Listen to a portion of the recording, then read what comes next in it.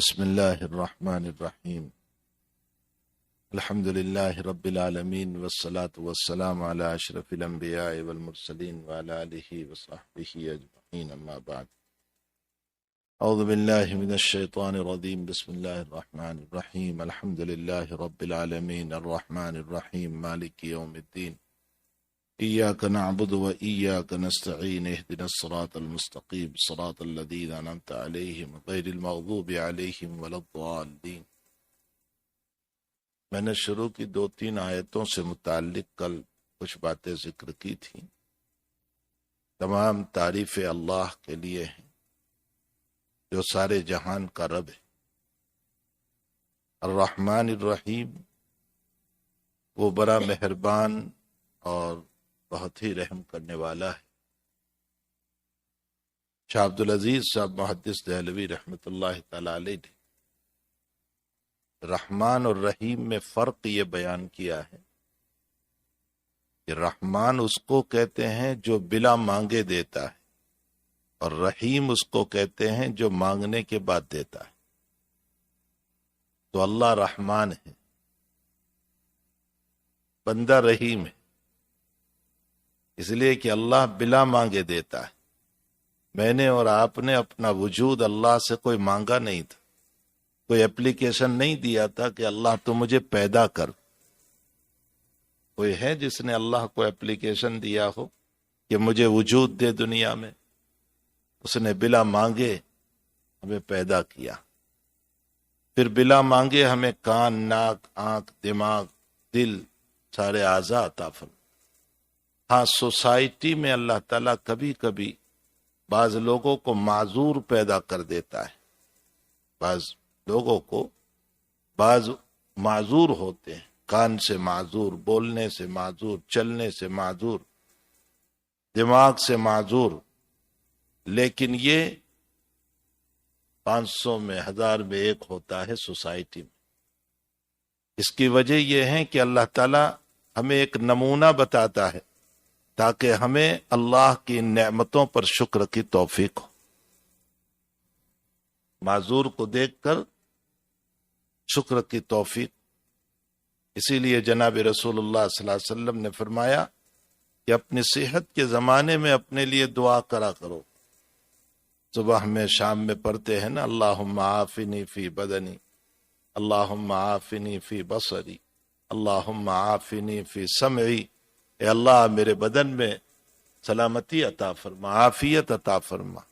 اے اللہ میرے کانوں میں عافیت عطا فرما، میری آنکھوں میں عافیت عطا فرما.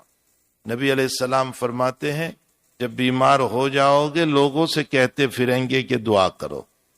اس سے پہلے ہم ہی اپنے لیے کیوں دعا نہ کریں؟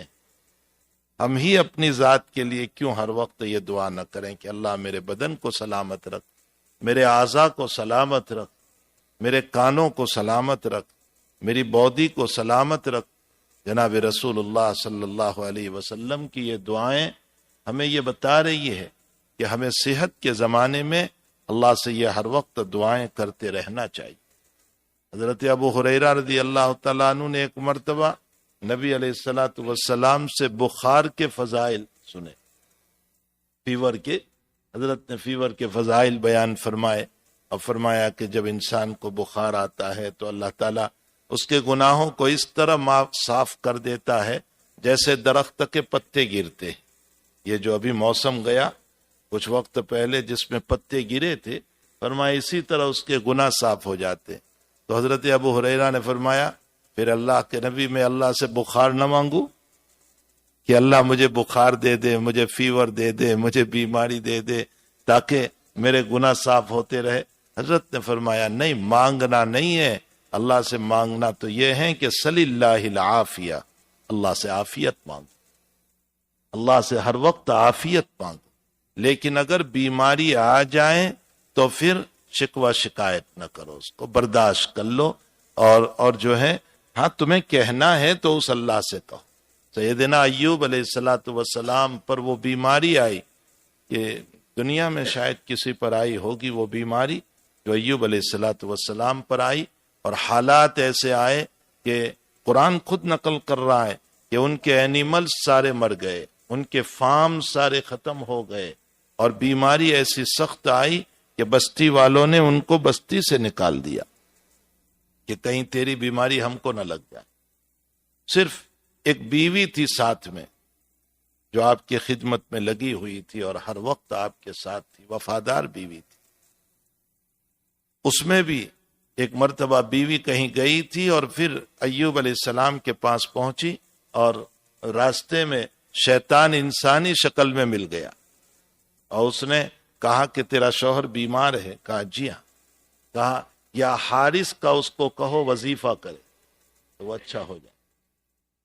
ایوب علیہ السلام کو جا کر کہا تو ایوب علیہ السلام نے فرمایا تجھے پتا بھی ہے حارث شیطان کا نام اور اس نے اپنا وظیفہ پڑھنے کو کہا. تو نے کیوں مدد مانگی اس سے؟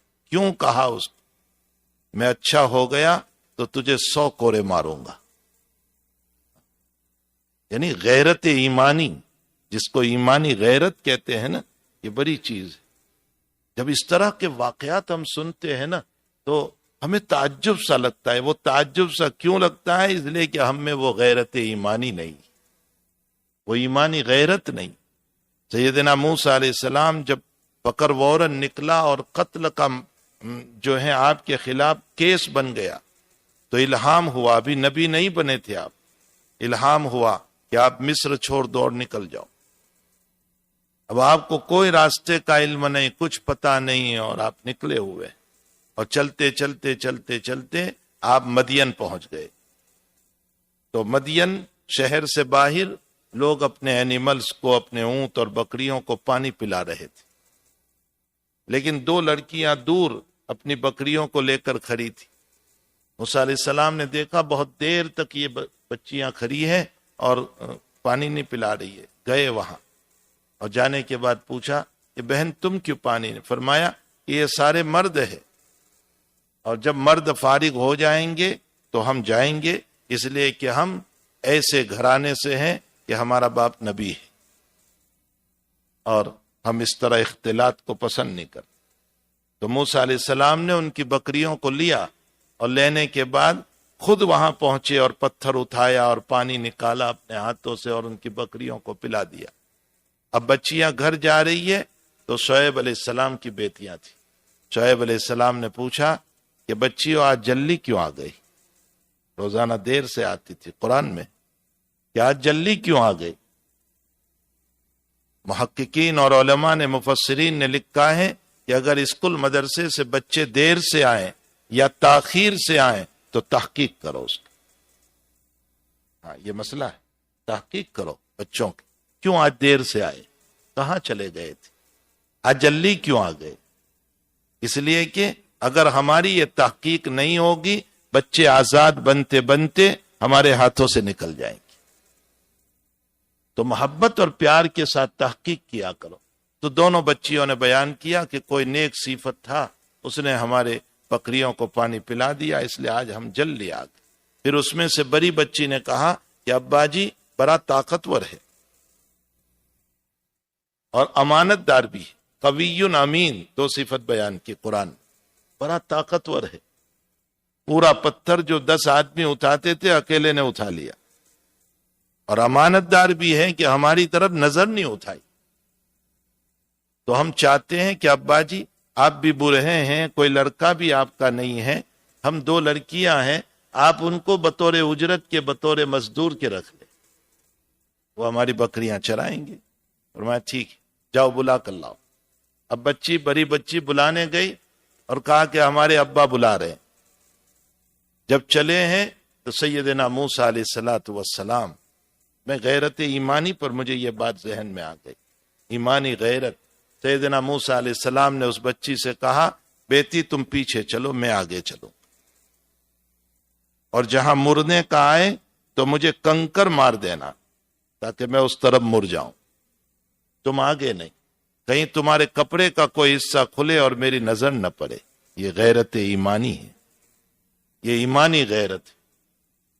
جب ہم اس طرح کے واقعات سنتے ہیں تو ہمیں تعجب ہوتا ہے، اس لیے کہ آج مسلمانوں کے اندر سے ایمانی غیرت نکل گئی، جو ہونی چاہیے ایمانی غیرت وہ نکل گئی.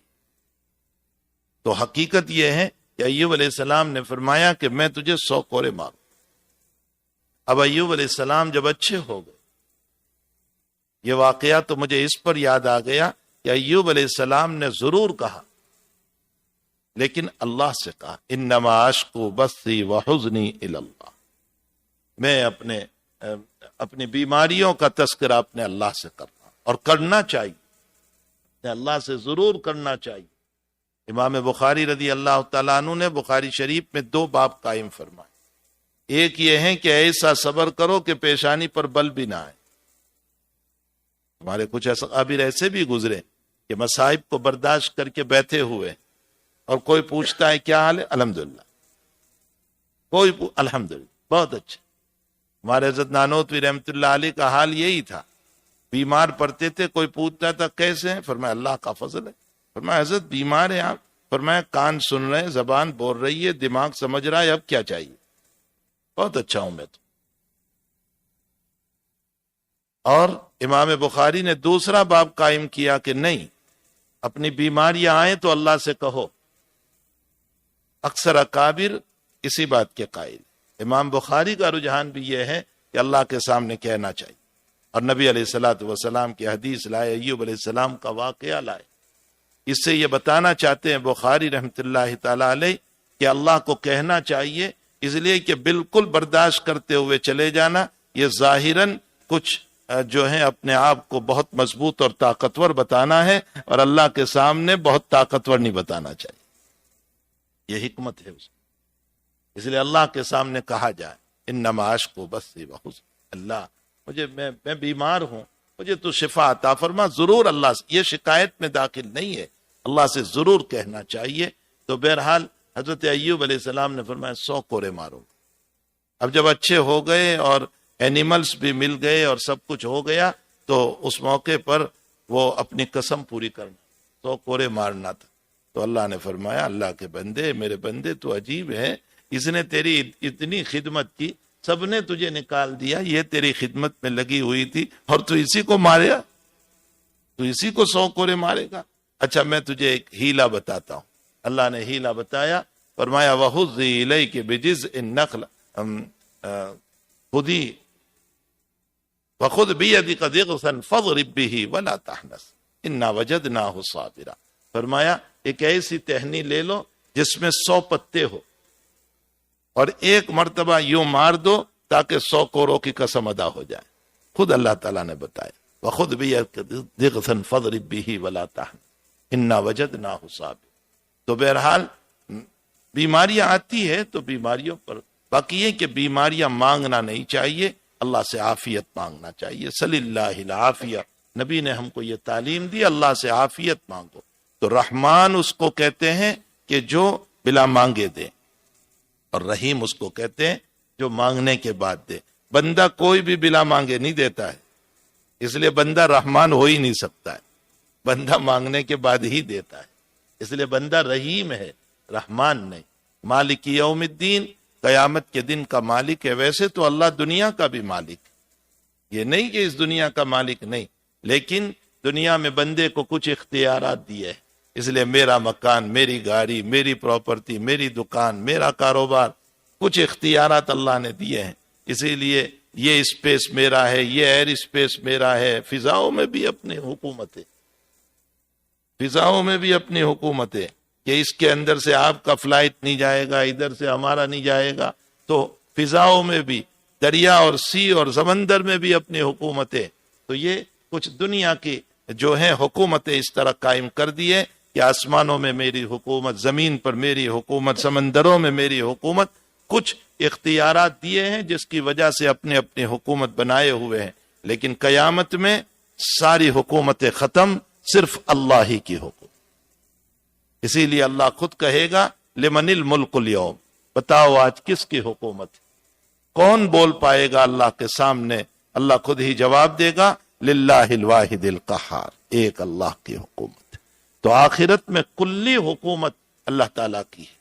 دنیا میں تو ٹھیک ہے، ٹیمپرری طور پر لوگوں کی حکومت ہے، لیکن یہ جتنے حاکم اور حکومت بنے ہیں اور بن رہے ہیں اور اس سے پہلے بنے ہیں، قیامت کے دن کسی کو بولنے کی ہمت نہیں ہو کہ میری حکومت، ایاک نعبد و ایاک نستعین، ہونا تو چاہیے تھا نعبدک و نستعینک، عربی گرامر کے اعتبار سے نعبدک و نستعینک، ہم تیری عبادت، لیکن اللہ کہتا ہے کہ نہیں، میں نے کاف کو پہلے اس لیے ذکر کر دیا تاکہ اس کے اندر حسر پیدا ہو جائے، تاکید پیدا ہو جائے، تیری ہی عبادت کرتے، تیرے علاوہ کسی کی، اور تجھ ہی سے مدد مانگتے، تیرے علاوہ ہم کسی سے مدد نہیں مانگتے۔ اس آیت میں دو مسئلے سمجھ لو، ایاک نعبد، جو غیروں کی بھی عبادت کرتے ہیں اللہ کے ساتھ، اس کی مثال اللہ نے قرآن کریم میں زانیہ سے دی، زانیہ سے، بدکار عورت سے۔ قرآن کہتا ہے الزانیۃ لا یزنی، کیا آیت ہے؟ الزانی لا ینکح والزانیۃ لا ینکح الا زان او مشرک، والزانیۃ لا ینکح الا زان او مشرک، مشرک بھی ساتھ میں اللہ لایا، یعنی زانیہ کا حال یہ ہے کہ وہ نکاح نہیں کرتی ہے مگر ایسے ہی مرد سے، زانی مرد سے، ایسا ہی ہوگا، یا تو وہ مشرک سے نکاح کرے گا، یا تو وہ مشرک سے نکاح کرے گی، یا تو زانی سے نکاح کرے گی یا مشرک سے نکاح کرے گی۔ یہ اللہ نے مشرک کو کیوں برا دیا؟ اشارہ کیا کہ جیسے زانیہ اپنے شوہر کو کہہ رہی ہے میں تیری بھی ہوں، یعنی دوسروں کے ساتھ بھی رہوں گی، اسی طرح مشرک کا بھی حال ہے، اے اللہ میں تیرا بھی ہوں لیکن اوروں کو بھی مانوں، اس لیے مشرک کو جوائنٹ کیا۔ تو مشرک اور زانیہ دونوں ایک سوچ کے لوگ ہیں، جیسے زانیہ ایک کی نہیں بلکہ متعدد لوگوں کی ہے، اسی طرح مشرک بھی ایک اللہ کا نہیں بلکہ بہت ساروں کے سامنے اپنا سجدہ کر رہا ہے۔ تو ہم تیری ہی عبادت کرتے ہیں، یہ ہیں تاکید، تیری بھی نہیں، تیری ہی عبادت کرتے ہیں، کسی اور کی عبادت نہیں کریں گے۔ ونستعین، اور ہم تجھ ہی سے مدد مانگتے ہیں۔ مدد مانگنے کا مسئلہ سمجھ لو، ما تحت الاسباب، یہ بالکل جائز ہے، یعنی دنیاوی اسباب کے اعتبار سے اگر آپ مدد مانگو اس کا تو جواز ہے۔ مثلا میں آپ کو ایک مثال دوں کہ میں بیمار پڑ گیا، ڈاکٹر کی مدد لینا ہے، بالکل جائز ہے، شریعت کہہ رہی ہے ڈاکٹر سے مدد لو، یا کوئی تکلیف ہو گئی، میں نے کہا آپ میری تھوڑی مدد کر دیجئے، بالکل جائز ہے، کوئی حرج نہیں، بلکہ قرآن کریم تو اس کی ترغیب دے رہا ہے، اور اللہ تعالیٰ قرآن میں کہہ رہا ہے کہ تعاونوا علی البر والتقوی، مدد کرو تم نیکیوں کے اوپر، یعنی نیکی کے کاموں میں تم مدد کرو۔ کوئی جو ہے اس مسجد کا کام کر رہا ہے، آپ ان کا تعاون کرو، آپ ان کی مدد کرو، کوئی اور کام کر رہا ہے نیکی کا، آپ ان کی مدد کرو۔ تعاونوا علی البر والتقوی ولا تعاونوا علی الاثم والعدوان، اور گناہوں پر تم مدد نہ کرو کسی کی، اسم اور عدوان پہ مدد نہ کرو، کوئی گناہ کا کام کر رہا ہے آپ اس کا سپورٹ نہ کرو۔ تو یہ تعاون بالکل جائز ہے، یہ مدد لینا بالکل جائز ہے، یہ تحت الاسباب ہے، جگہ جگہ ہم کو ضرورت پڑتی ہے، بھئی تھوڑا سا قرض دے دیجئے، بیمار پڑا ہوں ڈاکٹر کے پاس چلے گئے، فارماسسٹ کے پاس چلے گئے، دوا دے دیجئے، یا اور کوئی ضرورت پڑ گئے ہم کسی کے۔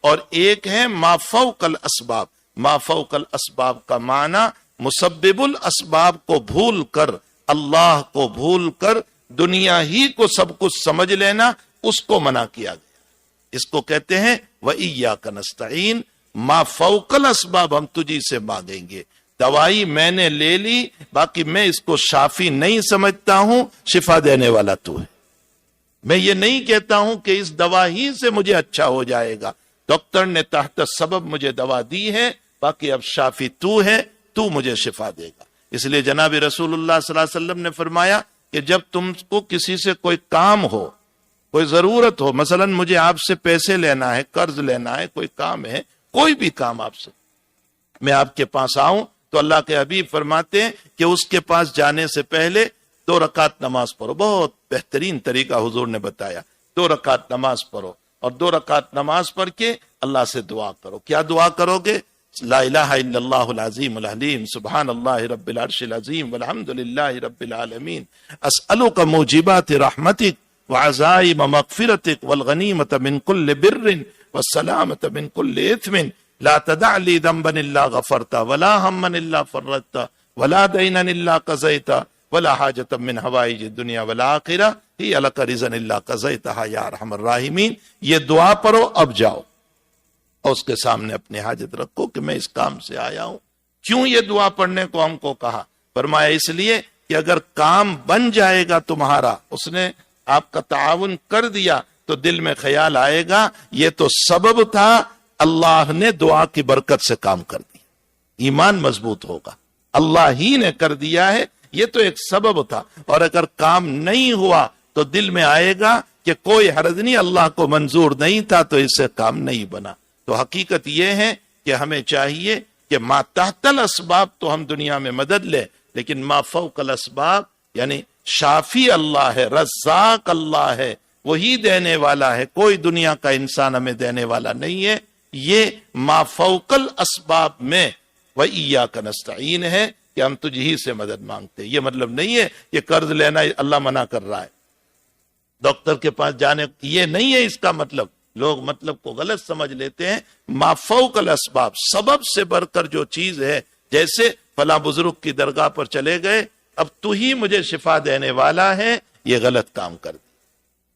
کوئی شفا نہیں دیتا، صرف اللہ کی ذات شفا دیتی ہے. یہ سب اسباب ہے کہ ہم دوا کرا لیں، ہم فلاں کرا لیں، ہم یہ کرا لیں، باقی اس کے اندر شفا پیدا کرنے والی اللہ کی ذات ہے. تو فرمائی ایاک نعبد، ہم تیری ہی عبادت کرتے ہیں اور تجھ ہی سے مدد مانگتے ہیں. اللہ تعالی ہم تمام کو اپنے اللہ کے سامنے اخلاص کے ساتھ سر بسجود ہونے کی، عبادت کرنے کی، اور اسی کی ذات کو سب کچھ سمجھ کر، مسبب الاسباب سمجھ کر اسی سے مدد مانگنے کی توفیق عطا فرمائے. سبحانک اللہم و بحمدک تبارک اسمک و تعالی جدک ولا الہ غیرک. اللہم صلی وسلم علی النبی الامی وعلی آلہ وصحبہ